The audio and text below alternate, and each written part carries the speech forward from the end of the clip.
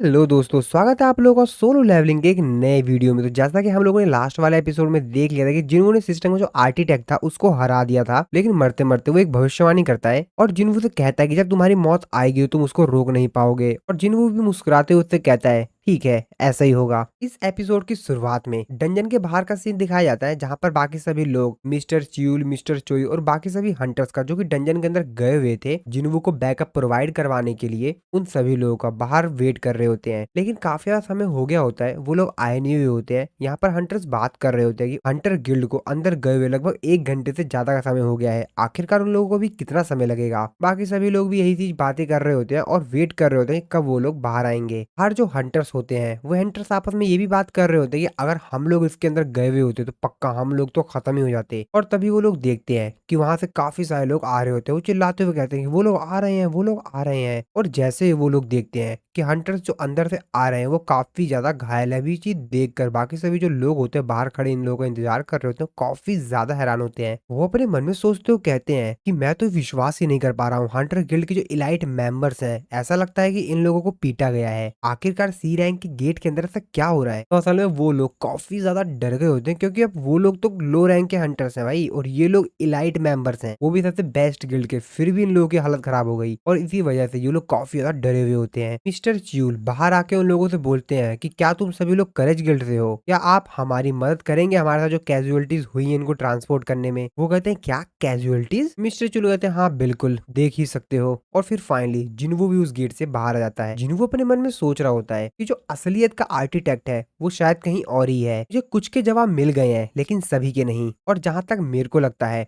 वो भी ज्यादा समय तक इंतजार नहीं करेगा मेरे को ये सब कुछ बताने में। जब सांग जिनवू बाहर आता डंजन से तो मिस्टर च्यूल उसको सारी इंफॉर्मेशन देते हैं। वो बताते हैं मिस्टर जिनवू, आज के इस रेड में लगभग 20 हाईएस्ट रैंक के हंटर्स की मौत हो गई है। उन लोगों ने बताया है कि हम लोगों को बहुत ज्यादा डैमेज का सामना करना पड़ा है, लेकिन तुम मेरे से कह रहे थे कि तुम इस डंजन को अपने दम पर क्लियर करना चाहते हो। ये बात सुनने के बाद जिन्हों अपने मन में सोच रहा होता है, मैंने क्रच गिल्ड से कहा था कि डबल डंजन की जो रिपोर्ट है वो बाहर जाके गिल्ड को बता दे, लेकिन मैंने ये बिल्कुल भी नहीं सोचा था कि वो लोग मेरी हेल्प के लिए आ जाएंगे। आज जितने भी हंटर्स की मौत हुई है ये सभी मेरी वजह से हुई है। इसके बाद जिन्वू मिस्टर च्यूल से कहता है कि मैं हंटर गिल्ड को और सर्वेलेंस टीम को थैंक्स करना चाहूंगा, क्योंकि आज मैं उन्हीं लोगों की वजह से बच पाया हूँ। मिस्टर च्यूल उसको बताते हैं सर्वेलेंस टीम हरदम नोटिफाई करके बता देती है जब एस रैंक के हंटर्स कभी भी किसी रेड में जाते हैं, और हंटर गिल्ड से मदद मांगने का जो डिसीजन था वो मेरा खुद का था। मुझे लगा था कि थोड़ी बहुत समस्या होगी, लेकिन इतनी ज्यादा हो जाएगी ये मुझे नहीं मालूम था। इसके बाद वो जिन्वू से पूछते हैं कि वैसे तुमको कैसे मालूम था कि इस जगह पर एक डबल डंजन है। जिन्वू उनको बताता है कि मेरे को डबल डंजन ने खुद बुलाया था। वो कहते हैं क्या डबल डंजन ने खुद बुलाया था, इसका क्या मतलब है। जिन्वू उसको बताता है कि हाँ मेरे को एक मैसेज रिसीव हुआ था, उसमें मेरे को बताया गया था कि मेरे को यहाँ पर आना है। मिस्टर च्यूल उसे बोलते हैं तो क्या मैं उस मैसेज को देख सकता हूँ, लेकिन जिन्वू उनको मना करता है और कहता है कि वो मेरे दिमाग के अंदर है, सिर्फ मैं ही उसको देख सकता हूँ। अब ये बात सुनने के बाद मिस्टर च्यूल भी थोड़े से हैरान होते हैं। वो अपने मन में सोचते हुए कहते हैं कि मेरे को शक हो रहा है कि ये मजाक कर रहा है, लेकिन इतने सारे लोगों की आज मौत हुई है तो मेरे को ऐसा नहीं लगता है। मैं इस बंदे को नहीं पढ़ पा रहा हूँ, हम अपने कॉमन सेंस के दम पे तो नहीं। तभी मिस चाइन जिन्वू के पास आती है। वो जिन्वू से पूछती है कि मिस्टर जिन्वू आप ठीक तो है ना। जिन्वू कहता है हाँ मैं ठीक हूँ, लेकिन तभी जिन्वू को कुछ अजीब सा एहसास होता है। वो कहता है कि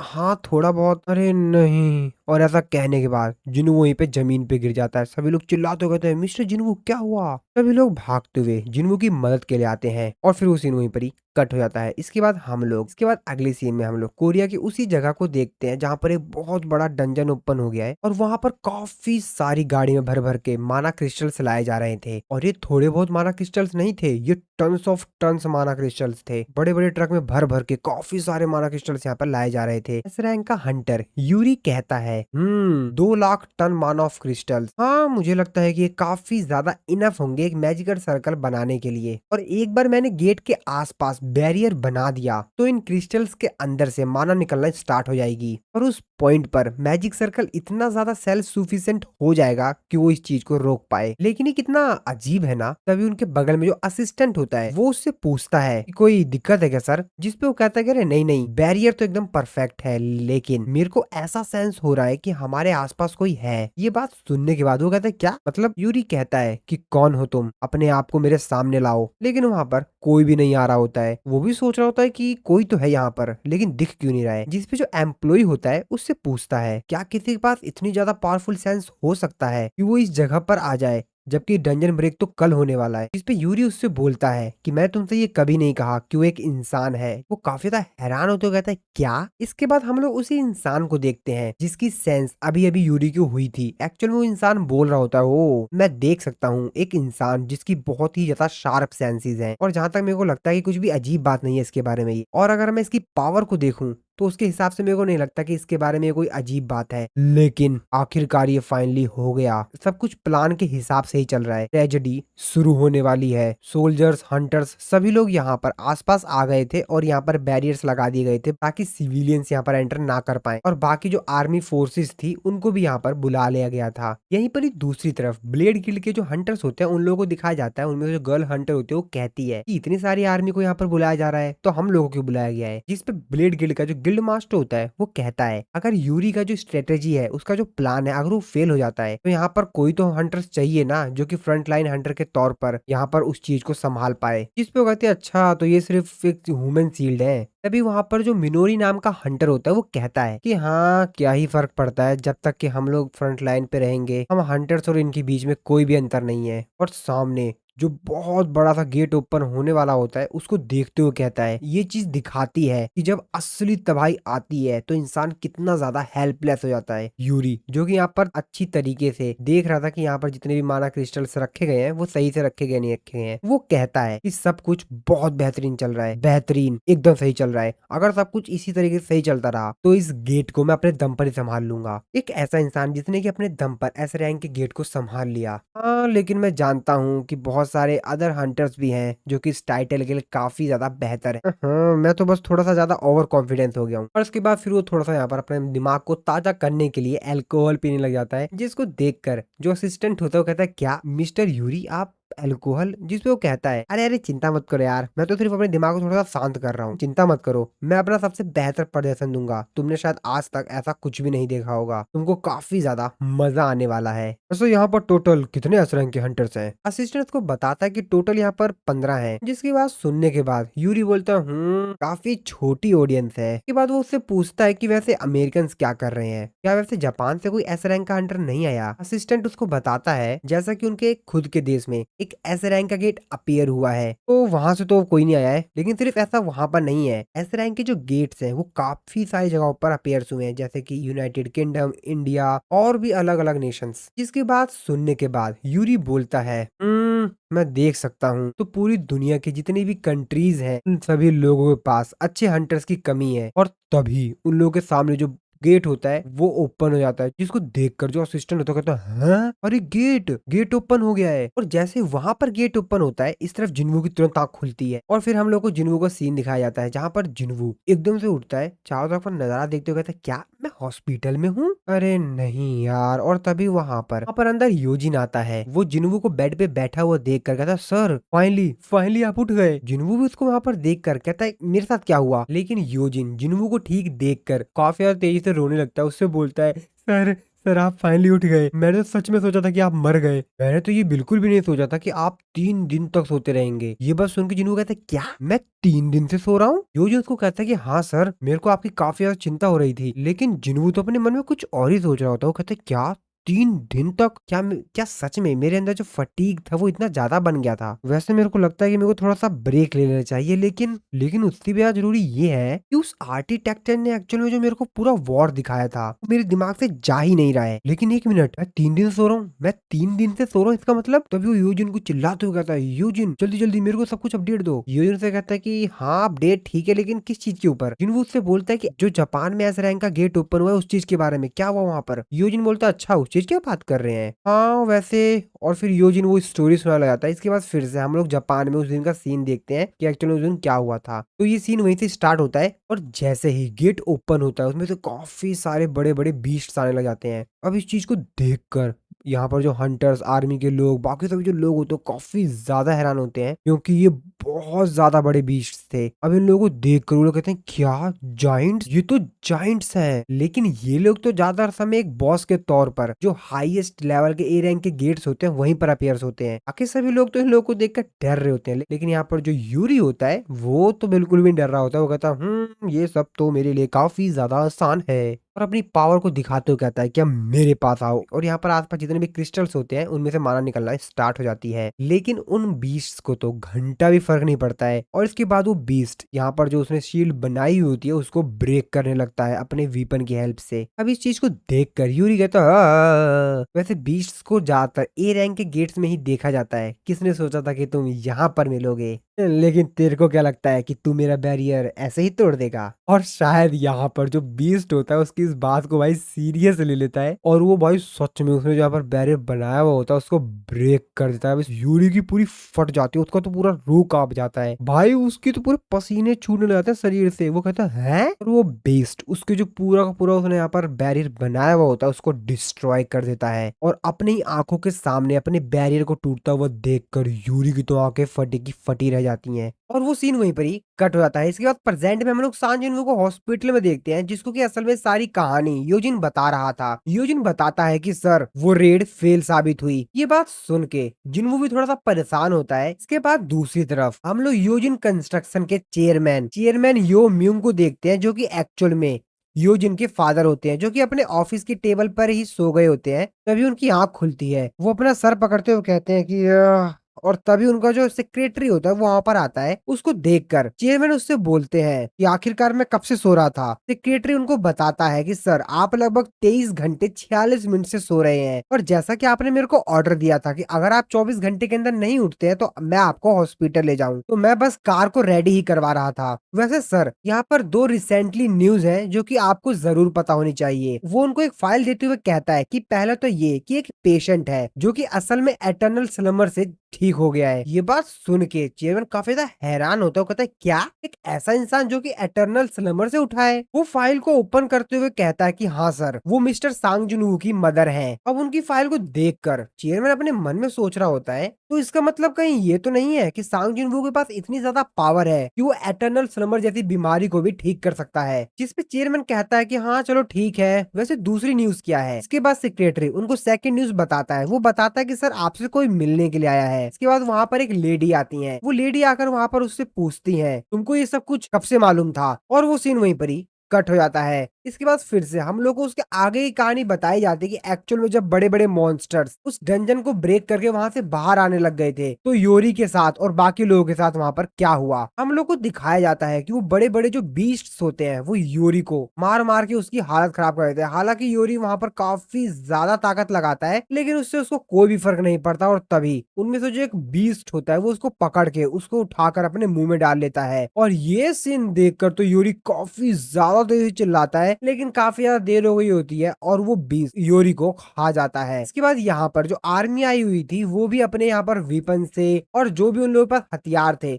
उससे यहाँ पर उन बीस्ट्स के ऊपर अटैक करते हैं। वो लोग हेलीकॉप्टर से भी उन बीस्ट्स के ऊपर अटैक करते हैं, लेकिन उन बीस्ट्स को तो कुछ भी फर्क नहीं पड़ता है। और वो बीस्ट्स आसपास जितनी भी सारे यहाँ पर इनके ऊपर अटैक किए जा रहे हैं जिन जिन चीजों से, उनको भी डिस्ट्रॉय कर रहे होते हैं। और ये सब कुछ जो नजारा था वो ब्लेड गिल्ड का जो गिल्ड मास्टर था वो भी देख रहा था। वो कहता है कि इस प्रकार के वीपन्स मैजिक बीस्ट के ऊपर काम नहीं करते। हमको यहाँ पर खड़े रहकर सिर्फ ये सब कुछ देखना नहीं चाहिए, हमको वहां पर चलकर उन लोगों को हराना चाहिए। इसके बाद बाकी सभी जो हंटर्स होते हैं वो भी उन मैजिक बीट्स के ऊपर अटैक कर देते हैं। उनमें से जो हंटर गर्ल होती है वो अपने मन में सोच रही होती है कि अगर मैं इसकी आंखों से गायब हो जाऊं तो ये हमारे मूव्स को देख ही नहीं पाएगा। लेकिन उससे पहले वो कुछ कर पाती, वो बीस्ट उसको एक पंच हिट करता है। हालांकि वो उस पंच से बच जाती है। वो अपने मन में सोचते हुए कहती है ये है तो बहुत बड़ा, लेकिन इसके साथ साथ इसके जो मूवमेंट्स हैं वो भी काफी ज्यादा फास्ट है। ये बीस्ट तो सच में काफी ज्यादा अलग है। हम इस समय टोक्यो की सिटी के ऊपर उड़ रहे हैं और हम इतने ऊपर से भी पूरी सिटी को बर्बाद होते हुए साफ साफ देख सकते हैं। क्या इस क्राइसिस से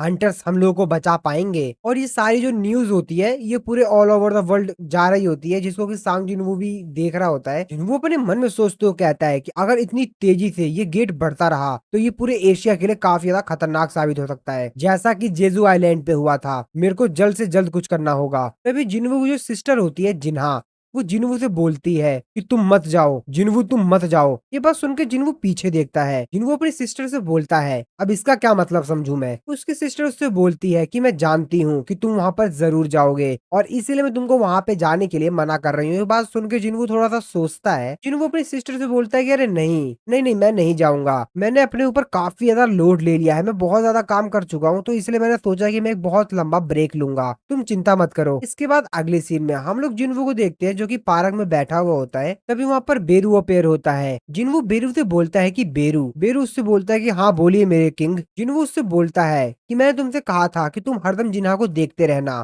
क्या तुम फिर से ड्रामा तो नहीं देखने लग गए ना। ये बात सुन के बेरू थोड़ा सा नाराज होता है। वो समझ जाता है कि ये किस चीज की बात कर रहे हैं। इस पे जिन्वू उससे कहता है कि चलो ठीक है, अच्छा ये बताओ वैसे वो कैसी है। बेरू उसको बताता है वो सोने के अलावा कुछ और काम नहीं करती मेरे किंग। जिन्वू ये बात सुन के अपने मन में सोच रहा होता है कि लगता है वो उस सदमे से अभी तक बाहर नहीं आई है। 4 साल पहले मेरे पहले रेड को छोड़कर उसने मुझे कभी भी रेड पर जाने से रोकने की कोशिश नहीं की। अब मेरे को क्या करना चाहिए। तभी उसके सामने एक कार आके रुकती है। उसको देखकर वो सोचता है ये कौन आ गया। इसके बाद हम अगले सीन में देखते हैं कि एक्चुअल में ये कार चेयरमैन की थी जिसने की जिन्वू को यहाँ पर बुलाया था। जिन्वू उसके सामने बैठा हुआ होता है। जिन्वू उससे बोलता है कि आखिरकार तुम मेरे को यहाँ पर किस लिए बुलाया है, क्या काम है तुमको मेरे से। चेयरमैन यू उससे बोलते हैं कि हेलो जिन्वू, जैसा कि तुमको पहले से ही मालूम है कि मैं हूँ chairman Yoo Myung, the chairman of Yoojin construction. वो जिन्वू को एक खाली चेक देते हुए कहता है मैं कोई अकड़ू अमीर इंसान नहीं हूँ जो कि ये सोचता हो कि मनी से कुछ भी खरीदा जा सकता है, स्पेशली जब ये डील एक एस रैंक के हंटर के साथ की जा रही हो, तो इसको आप मेरी ईमानदारी ही समझ सकते हैं। जिन्वू ये सब कुछ देखकर अपने मन में सोच रहा होता है मैं समझ गया, इनका बेसिकली कहने का मतलब ये है कि हम लोग इस रूम के अंदर जो कुछ भी बातचीत करेंगे वो बात इस रूम से बाहर नहीं जानी चाहिए। मेरे को नहीं लगता कि इन्होंने मेरे को यहाँ पर अपने गिल्ड को ज्वाइन करने के लिए बुलाया होगा। इसके बाद जिन्वू भी उनसे बोलता है कि आखिरकार एग्जैक्टली आप मेरे से क्या चाहते हैं। चेयरमैन कहते हैं कि ठीक है तो मैं तुमको एकदम ईमानदारी से बताता हूँ, मेरे को भी वही सेम बीमारी है जो कि तुम्हारी मदर को थी। ये बात सुन के जिन्वू थोड़ा सा हैरान होता है। वो उनसे बोलता है कि क्या योजिन इस चीज के बारे में जानता है, जिसपे वो कहते हैं मेरे डॉक्टर, मेरी वाइफ और मेरे सेक्रेटरी, यही 3 लोग हैं और इनके अलावा ये चीज किसी को नहीं पता है। ये बात सुन के जिन्वू कहता है हाँ मेरे को लगता है कि मैं चौथा हूँ। ये बात सुन के वो भी थोड़ा सा मुस्कुराते हैं। वो कहते हैं हाँ बिल्कुल। इसके बाद वो जिन्वू को आगे बताते हैं। वो कहते हैं कि मैंने काफी सारा रिसर्च किया और फाइनली मेरे को सिर्फ एक चीज मालूम चली, और वो सिर्फ ये कि इस बीमारी से सिर्फ एक लौता इंसान है जो कि बचा है। और मैं ऐसा बिल्कुल भी नहीं सोच रहा हूँ कि ये सिर्फ एक कोइंसिडेंट है जो कि सिर्फ तुम्हारी मदर के साथ हुआ है। मिस्टर सांग जिन्वू, मैं असल में सिर्फ तुमसे ये जानना चाहता हूँ कि सच क्या है, और अगर तुम मेरी मदद कर देते हो मैं कसम खाता हूँ कि मैं आपकी ये मेहरबानी कभी नहीं भूलूंगा। आपने जो मेरी मदद की है ये मैं कभी जिंदगी में नहीं भूलूंगा। उनकी बात सुनने के बाद जिन्वू अपने मन में सोच रहा होता है मेरे को आज ऐसा फील हो रहा है कि मेरे को सारे डिसीजंस लेने के लिए मजबूर किया जा रहा है।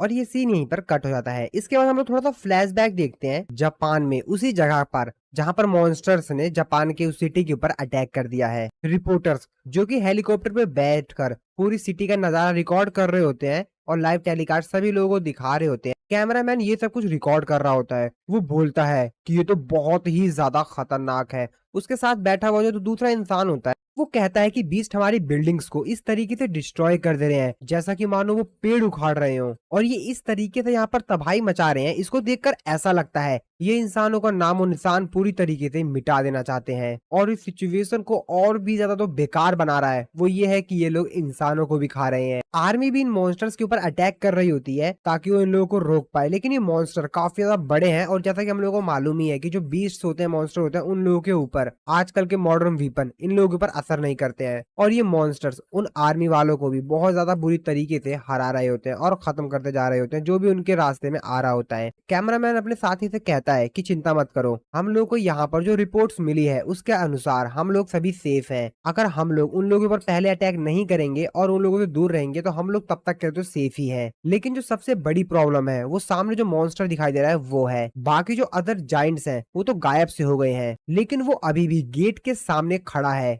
मानो जैसा कि गेट की वो रक्षा कर रहा हो। उसका साथी उससे पूछता है कि ये गेट की रक्षा कर रहा है या किसी का इंतजार कर रहा है। कैमरामैन उससे कहता है कि जैसा तुम सोच रहे हो मैं भी कुछ ऐसा ही सोच रहा हूँ। हाँ ये सिर्फ मेरा एक पर्सनल ओपिनियन है, लेकिन मेरे को ऐसा लग रहा है कि ये चीज जिंदा नहीं है। कैमरामैन ध्यान से देखता है अपना कैमरा फोकस करके, वो कहता है वैसे ये सांस तो ले रहा है और ये थोड़ा बहुत हिल भी रहा है, लेकिन मेरे को ऐसा लग रहा है कि इसकी जो मूवमेंट्स है वो रोबोटिक है, मानो जैसा कि इसको प्रोग्राम किया गया हो। ये मेरे को रोबोट की तरह लग रहा है। उसका साथी कहता है रोबोट? वैसे भी उस गेट के अंदर से 30 बीस्ट आए थे, हम उनमें से सिर्फ 2 को ही मार पाए। वैसे ये डंजन ब्रेक हुए कितने दिन हो गए हैं? कैमरामैन उसको बताता है कि 2 दिन से ज्यादा हो चुका है। अब ये देखना होगा कि जापान के अंदर ये सिचुएशन कितना ज्यादा बुरा होता है। और इन मॉन्स्टर्स ने पूरे जापान की उस सिटी को बहुत ही ज्यादा बुरी तरीके से डिस्ट्रॉय कर दिया था, वहां पर काफी ज्यादा डैमेज दे दिया था। जिसके बाद हम लोग कोरिया के अंदर जिनवू के नए गिल्ड को देखते हैं, जहां पर योजिन और जिनवू बात कर रहे थे। योजिन जिनवू की एक बात सुनकर काफी ज्यादा हैरान होता है। वो कहता है क्या आप जापान जा रहे हैं? आपने क्या न्यूज नहीं सुनी? जेजू आइलैंड जो रेड थी उससे इसका कोई कंपैरिजन ही नहीं है, वो इससे भी ज्यादा खतरनाक है। और इतने बड़े बड़े मैजिक बीस्ट सर मैंने अपनी पूरी जिंदगी में नहीं देखा। जिनवू उससे कहता है अगर मैं इस रेड को सक्सेसफुली कंप्लीट कर लेता हूँ तो पूरी दुनिया के लोग हमारे गिल्ड का नाम जानेंगे, इससे हमारे गिल्ड का ही नाम बढ़ेगा। उसकी बात सुनने के बाद यूजिन कहता है कि हाँ लेकिन सर, जिनवू जो कि अपने मन में कुछ और ही सोच रहा होता है। जिनवू अपने मन में सोच रहा होता है अक्सर जिन्हा मेरे को मना नहीं करती है, उसको मेरे ऊपर विश्वास है और इसीलिए मैं जहां भी जाना चाहता हूँ वो मेरे को जाने देती है, वो मेरे को कभी मना नहीं करती। लेकिन इस बार वो चिंतित थी, क्या मेरे को असल में जापान जाना भी चाहिए या नहीं। इधर योजिन अपने मन में कुछ और ही सोच रहा होता है। जिसके बाद वो जिनवू से कहता है कि सर ठीक है, फिर मैं भी आपके साथ जापान चलूंगा। ये बात सुन के जिनवू कहता है क्या? योजिन जिनवू को बताता है जो रेड गेट एक्सीडेंट था, जेजू आइलैंड रेड और अभी जो जल्दी हुआ डबल डंजन रेड इंसिडेंट, आपको मालूम है इन सभी रेड में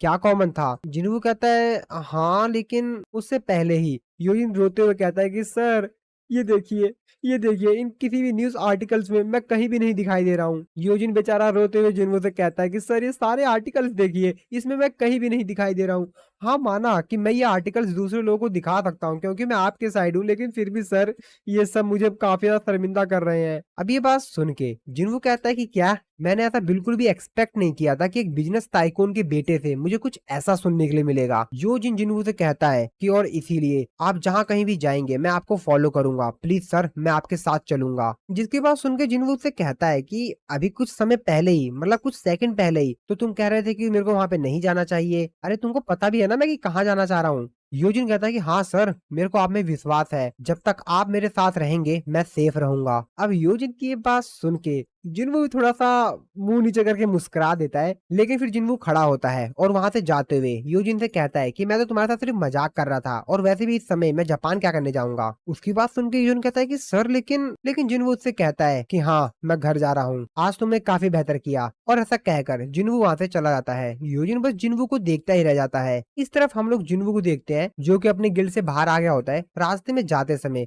जिनवू अपने मन में सोच रहा होता है मैं अपने शैडो सोल्जर का इस्तेमाल नहीं कर पाया, लेकिन फिर भी जो सिस्टम का आर्किटेक्ट था वो मेरे जितना ही ताकतवर था, यहाँ तक कि मेरा जो लेवल है वो भी 100 से ज्यादा है। तो इसका मतलब ये है कि अभी भी ऐसे काफी सारे क्रिएचर्स हैं जो कि मेरे से ज्यादा पावरफुल हो सकते हैं, या शायद हो भी। वैसे भी ये बहुत बड़ी दुनिया है। अरे ऑफ कोर्स यार, मेरे से भी ज्यादा ताकतवर चीजें होंगी यहाँ पर। मेरे को इतना ज्यादा नहीं सोचना चाहिए और मेरे को ये सोचना तो बिल्कुल ही बंद कर देना चाहिए कि मेरे को लगता है कि सिर्फ इस सिचुएशन को मैं ही हैंडल कर सकता हूँ। मैं कोई हीरो नहीं हूँ। जिनवू अपने घर में पहुंच जाता है, वो अपनी मॉम को आवाज लगाता है। जिनवू की आवाज सुन के उसकी मॉम उसे कहती है कि जिनवू वैसे तुमने अभी तक खाना तो नहीं खाया है ना? जिनवू उससे कहता है कि नहीं, क्यों? तो असल में जिनवू की मॉम ने यहाँ पर काफी सारा खाना बनाया हुआ होता है आज। जिनवू अपने मन में अभी भी वही चीज सोच रहा होता है। वो कहता है कि मैंने डिसाइड कर लिया है कि मुझे क्या करना है। जिनवू अपनी मॉम से पूछता है कि वैसे जिन्हा कहाँ पर है। जिनवू की मॉम उसको बताती है कि जिन्हा कह रहे थे कि उसे भूख नहीं है और फिर जिनवू अपना खाना खाने लगता है। इसके बाद फिर से हम लोग वही सीन देखते हैं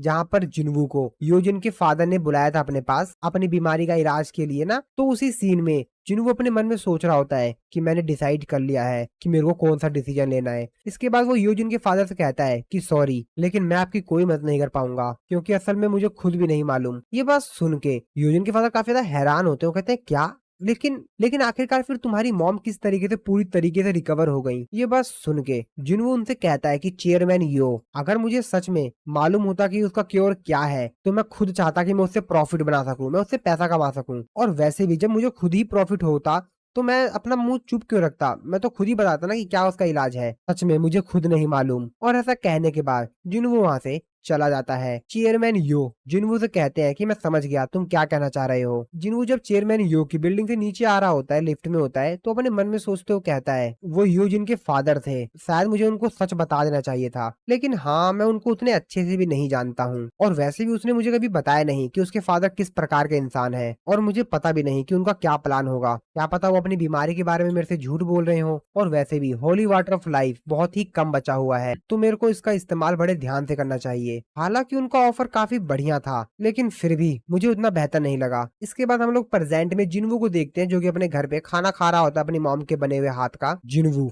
जो कि खाना खाते हुए भी अपने मन में सोच रहा होता है कि मैंने डिसाइड कर लिया है कि मेरे को क्या करना है। हाँ, मैंने डिसाइड कर लिया है कि मुझे क्या करना है, और अभी मेरे सामने जितने भी ऑप्शंस हैं इनके हिसाब से ठीक है मैंने चुन लिया। इसके बाद जिन्वू अपनी मॉम से बोलता है कि मॉम मेरे को जाना होगा। जिन्वू अपने मन में सोच रहा होता है कि मैं जानता हूँ कि मेरे से काफी ज्यादा ताकतवर लोग भी हैं, लेकिन जब तक मैं इतना कैपेबल हूँ कि मैं अपने आप को लेवल अप कर सकता हूँ, तब तक तो मेरे को बैटल फील्ड पे जाना होगा और अपने आप को और भी ज्यादा पावरफुल करना होगा, जितना मैं हो सकता हूँ उतना। जिन्वू की मॉम उससे कहती हैं कि तुम्हारे फादर भी कुछ ऐसे ही थे, जब कभी भी उनको इमरजेंसी कॉल आती थी तो वो खाना खाने के दौरान ही खाना छोड़कर चले जाते थे। ठीक है तुम डिनर खा लो, उसके बाद मैं तुम्हारी मदद करूंगी तुम्हारे सामान को पैक करने में। इसके बाद हम लोग जिन्वू को देखते हैं, जो कि खाना खाने के बाद अपनी सिस्टर के रूम में जाता है। जिन्वू अपनी सिस्टर से पूछता है कि जिन्हा क्या तुम सो गई हो। जिन्हा उससे कहते हैं कि हाँ। जिन्वू उससे कहता है कि मेरे को तुमसे कुछ सेकंड के लिए बात करनी है। जिन्हा उससे कहती है कि मैं सो रही हूँ, मेरे को सोना है। जिन्वू जो कि अपने मन में सोच रहा होता है कि मैं कहाँ से शुरू करूँ, मैं क्या बताऊँ अपनी सिस्टर को। जिन्वू जो कि अपनी सिस्टर के साइड में आके बैठ जाता है और उससे कहता है कि अभी रिसेंटली जो रेड हुई थी, मैं उस रेड में ऑलमोस्ट मरते मरते बचा। लेकिन जिन्वू की सिस्टर कोई भी रिप्लाई नहीं दे रही होती, बिल्कुल भी मूवमेंट नहीं कर रही होती है। अब इस चीज देखकर जिन्वू अपनी सिस्टर के ऊपर चिल्लाते हुए कहता है वेट एक मिनट एक मिनट, अरे मैं मजाक नहीं कर रहा हूँ, अरे सच में मैं मरते मरते बचा हूँ, मतलब मैं बस मरने ही वाला था। अरे मैं मजाक नहीं कर रहा हूँ, सच में काफी ज्यादा डेंजर सिचुएशन थी। लेकिन फिर जिन्वू दोबारा से शांत हो जाता है। वो कहता है कि लेकिन इसके बावजूद भी मैं किसी तरीके से जिंदा वापस आ गया, और मैं जितनी बार भी घर वापस आता हूँ मैं हर बार काफी ज्यादा ग्रेटफुल होता हूँ, और मैं इस बार भी वापस जरूर आऊंगा। और अपनी सिस्टर के सर पे हाथ रखते हुए उससे थैंक्स बोलता है। थैंक्स इस चीज के लिए कि तुमने इन सालों में मेरे से कभी भी नहीं बोला कि मैं घर पर रुकूं। ये बात सुनने के बाद जिन्वू की सिस्टर जिन्हा उसकी भी आंखों में आंसू हो जाता है। उसका काफी ज्यादा रोने का मन कर रहा होता है, लेकिन वो रोती नहीं है, वो सिर्फ उसकी आंखों में से आंसू आ रहा होता है। वो अपने ब्रदर से कहती है लेकिन फिर भी तुम नहीं माने ना। जिन्वू से कहता है कि चिंता मत करो, मैं जरूर वापस आऊंगा, चिंता मत करो, मैं तुम्हें प्रोटेक्ट करूंगा, इससे कोई भी फर्क नहीं पड़ेगा कि मैं कितना ज्यादा दूर हूँ। इसके बाद अगले दिन हम लोग मिस्टर गो को देखते हैं, जो कि सभी लोगों को ये बताते हैं कि जिन्वू जापान जा रहा है वहाँ पे लोगों की मदद करने के लिए। और फिर जिन्वू भी यहाँ पर एक स्पीच देता है। सभी कैमरामैन न्यूज रिपोर्टर वगैरह उसकी फोटोज वगैरह खींच रहे होते हैं, और उस स्पीच देने के बाद मिस्टर गो भी उसको कॉन्ग्रेचुलेशन कहते हैं। और फिर जिन्वू पहुंच जाता है जापान। जापान उतरने के बाद जापान के एयरपोर्ट पे जितने भी लोग होते हैं वो सभी के सभी तो योजिन और जिन्वू को ही देख रहे होते हैं। योजिन यहाँ पर काफी सारा सामान लाया हुआ होता है, जो कि उनके इस मिशन में काम आएगा। जिन्वू जो कि भाई काफी ज्यादा शानदार लग रहा होता है, और वो भी फुल फॉर्म में होता है। सभी लोग उसी को देख रहे होते हैं और उसकी फोटोज वगैरह खींच रहे होते हैं। अब ये सब चीज देखकर जिन्वू भी थोड़ा सा शर्मा जाता है और एक मस्त सा पोज देता है, ताकि सभी लोग उसकी एक बेहतरीन फोटो खींच पाए। और जब वो लोग वहां से एयरपोर्ट से बाहर आ रहे होते हैं, तो वहां पर उनका नाम भी अनाउंस किया जाता है एजिन, यानी कि ये लोग एजिन गिल्ड से हैं। और भाई जिन्वू की ये वाली एंट्री, जिस तरीके से ये एंट्री ले रहा है ना भाई जापान के अंदर, वो काफी ज्यादा मस्त है भाई। फुल टफन में चल रहा है बंदा, देख रहे हो इसको यार। वैसे भी एस रैंक का हंटर बन गया है जिन्वू अब, तो भाई जोश में तो होगा ही ना। और यहाँ पर जिन्वू का वेलकम किया जाता है। सांग जिन्वू एस रैंक का hunter, guild master of Ahjin guild. और दूसरी तरफ है हमारा Yoojin Yoo Jinho, D rank का hunter, vice guild master of Ahjin guild. Japan के अंदर उस सिटी में सिचुएशन काफी ज्यादा खराब हो चुकी थी, और चारों तरफ बस तबाही ही तबाही थी। वहाँ पर जो मिलिट्री के लोग थे वो बाकी जितने भी सिविलियंस थे उनकी हेल्प कर रहे थे वहां से उन लोगों को निकालने में, ताकि जो लोग बचे हुए हैं उन लोगों को सेफली उस जगह से निकाल लिया जाए। यहाँ पर जो कुछ ओल्ड लोग होते हैं वो लोग मिलिट्री वालों से बहस कर रहे होते हैं। मिलिट्री का जो सोल्जर होता है वो उनसे कहता है कि हमारे ट्रक में वैसे ही काफी सारे पेशेंट्स हैं जो कि घायल हैं, वहां पर और स्पेस नहीं है, हम ज्यादा से ज्यादा 4 लोगों को और ले आ सकते हैं। लेकिन वो जो ओल्ड मैन होता है वो सोल्जर से कहता है कि लेकिन ये तो बहुत बेकार है, यहाँ पर लगभग 10 पेशेंट हैं जो कि पूरी तरीके से हिल भी नहीं सकते हैं। मिलिट्री का सोल्जर उनसे कहता है कि ये समय नहीं है इस चीज की चिंता करने के लिए कि जो लोग मर रहे हैं उनकी चिंता की जाए। जाइंट मॉन्स्टर्स यहाँ पर आने ही वाले हैं, अगर हम लोग यहाँ पर रहे तो हम सभी लोग मारे जाएंगे। जिसपे वो ओल्ड मैन उनसे कहता है कि लेकिन फिर भी हम लोग उन्हें नहीं छोड़ सकते, मैंने अपनी वाइफ से प्रॉमिस किया था। जिसपे वो मिलिट्री का जवान उनसे कहता है कि ठीक है, मैं भी यहीं रुकूंगा, मैं इस जगह से भाग नहीं सकता, जबकि मेरे को ये मालूम है कि यहाँ पर सिविलियंस हैं। ठीक है, मैं आप लोगों के साथ यहीं रुकता हूँ। लेकिन तभी हम लोग देखते हैं कि वहाँ पर जो जाइंट मॉन्स्टर्स थे वो वहाँ पर आ गए थे। जितने भी सोल्जर्स होते हैं वो उन जाइंट मॉन्स्टर को देखते ही उन लोगों पर अपने वीपन से अटैक करने लग जाते हैं। लेकिन उस जाइंट मॉन्स्टर को कुछ भी फर्क नहीं पड़ता, वो अपने हाथ से ही सारी गोलियों को रोक देता है। सामने जो ओल्ड मैन होता है उनके ऊपर अपने हाथ से अटैक करता है। हालांकि जो सोल्जर होता है वो उन लोगों के आगे आता है ताकि वो उन लोगों को नुकसान ना पहुंचा पाए, लेकिन वो कहाँ बचा पाएगा इन लोगों को। तभी हम लोग देखते हैं कि यहाँ पर कोई एक अलग सी चीज आती है जो कि उस मॉन्स्टर को लगती है और वो मॉन्स्टर एक ही हिट में खत्म हो जाता है। अब ये चीज को देखकर सोल्जर्स भी काफी ज्यादा हैरान होते हैं, आसपास जितने भी लोग होते हैं वो भी काफी ज्यादा हैरान होते हैं कि अब ये क्या हुआ। तो असल में यहाँ पर जिन्वू का शैडो सोल्जर यानी फ्लाइंग बीस्ट काइजल आ गया था, जिसने एक ही हिट में उस मॉन्स्टर को खत्म कर दिया था। बाकी सभी जितने भी सिविलियंस होते हैं, सोल्जर्स होते हैं, वो सभी चीज देखकर काफी ज्यादा हैरान होते हैं कि अब ये कौन आ गया। वो कहते हैं ये क्या है। और तभी जिन्वू उनके पीछे से आता है। वो उस सोल्जर से कहता है कि ये काफी ज्यादा खतरनाक है, हम लोग को दूसरी जगह पे चलना चाहिए, हम लोग हॉस्पिटल से काफी ज्यादा क्लोज हैं। तभी वहां पर जो बिल्डिंग होती है उसपे से एक काफी बड़ा पत्थर वो जो ओल्ड मैन होता है उसके ऊपर गिरने ही वाला होता है, लेकिन तभी यूजिन आकर उन लोगों को बचा लेता है और जिन्वू से कहता है कि मैं यहीं पर रहकर इन लोगों की मदद करता हूँ इन लोगों को यहाँ से निकालने में। जिन्वू भी कहता है ठीक है। और भाई ये वाला जो सेकंड पोज है जिन्वू का, ये भी काफी ज्यादा बेहतरीन है भाई, फुल फॉर्म में आ गया है जिन्वू अब। और इस बार तो जिन्वू अपने स्टाइल के ऊपर पूरा भाई फोकस कर रहा है। और फिर इसके बाद शुरू होती है तबाही। जी हाँ दोस्तों, काइजल जो कि भाई फुल फॉर्म में है और जितने भी मॉन्स्टर्स होते हैं ना आसपास उन लोगों की काफी बेहतरीन काफी अच्छी वाली धुलाई कर रहा होता है, पीट रहा होता है मस्त एकदम। और फिर जिन्वू भी काफी तेजी से काइजल के ऊपर से जाता है और एक छलांग मारकर उसके सामने जो एक बड़ा सा मॉन्स्टर होता है उसको भी खत्म कर देता है। इस तरफ हम लोग यूएसए में एक बिल्डिंग को देखते हैं जहाँ पर काफी सारे एस रैंक के हंटर्स आपस में बात कर रहे होते हैं। वो बात कर रहे थे, ओ जिन्वू जापान चला गया और मेरे सोर्सेज के हिसाब से मिसिस सेलर को अपग्रेड नहीं कर पाई, एक लेवल भी नहीं। तभी दूसरा हंटर कहता, ओ तो फिर तो पक्का मरेगा, हम सभी की पावर मिसिस सेलर ने अपग्रेड कर दी है। तो हम सभी लोग जानते हैं जितने भी ऑर्डनरी हंटर्स होते हैं उनकी एक लिमिट होती है। हाँ माना कि जिन्वू रियवेक्ड है, लेकिन फिर भी दूसरा हंटर कहता है कि हाँ जरूर वो समझ रहा होगा कि उसके पास काफी बेहतरीन एबिलिटीज है। और तुमने उन जाइंट बीस्ट्स को देखा था कितने ज्यादा बड़े हैं। ओह वो जरूर मारा जाएगा। और मेरे को लगता है, और जहां तक मेरे को लगता है उसने उस जो एंट को हराया था वो भी बस ऐसा ही हो गया होगा। मैं अपनी नाव को दाव पे लगाता हूँ कि वो एक ही दिन के अंदर मारा जाएगा। तभी दूसरा हंटर कहता है कि मैं अपने पूरे घर को ही दाव पे लगाता हूँ, वो 2 घंटों के अंदर मारा जाएगा। पीछे से थॉमस एंड्री की आवाज आती है। वो कहता है कि अगर ऐसी बात है तो मैं बैट लगाता हूँ। हालांकि मैं इस चीज को लेकर श्योर नहीं हूँ, लेकिन फिर भी मैं अपने पूरे स्केवेंजर गिल्ड की बिल्डिंग को ही बैट पे लगाता हूँ कि सांग जिन्वू सरवाइव कर जाएगा। और वैसे मैं तुम सभी लोगों को सजेशन देना चाहता हूँ कि तुम सभी लोग हमारे पीछे हमारे बैक यार्ड में जो एस रैंक का गेट ओपन हुआ है ना उस पे ध्यान दो। मैं तो इस चीज को लेकर काफी ज्यादा आश्चर्य में हूँ कि आखिरकार तुम में से कितने कल का जो डंजन ब्रेक है उसके बाद यहाँ पर दिखोगे। आसपास जो हंटर होते हैं वो तो भाई बस कुछ और ही अपने मन में सोच रहे होते हैं, इसको कह रहे होते हैं यार ये दिमाग खराब कर रहा है। दूसरा एंटर अपने मन में सोचते हुए कहता है कि अरे यार इसको इग्नोर करो यार, छोड़ो छोड़ो इसको छोड़ो। थॉमस एंटर कहता है कि वैसे जापान इस समय काफी ज्यादा अच्छी जगह है। इसके बाद फिर से हम लोग जापान में उसी सिटी पे देखते हैं जहाँ पर हेलीकॉप्टर बैठा हुआ जो रिपोर्टर होता है वो सब कुछ रिकॉर्ड कर रहा होता है और वो ये चीज भी रिकॉर्ड कर रहा होता है, इन मॉन्स्टर्स को कोई मार रहा है। कैमरामैन का साथ ही चिल्लाते हुए कहता है कि सभी लोग अपने घर से देख रहे हो ना, और जो इस समय मैं देख रहा हूँ इस चीज पे बिलीव कर पाना बहुत ही ज्यादा कठिन है। सांग जिन्वू का समन बीस्ट इन सभी जाइंट्स को खत्म कर रहा है, ये लोग तो इसको जिंदा ही खा जा रहे हैं। तो जिन्वू के यहाँ पर जो समनन एंट मॉन्स्टर्स थे ना जो कि अब उसकी शैडो सोल्जर में कन्वर्ट हो चुके थे,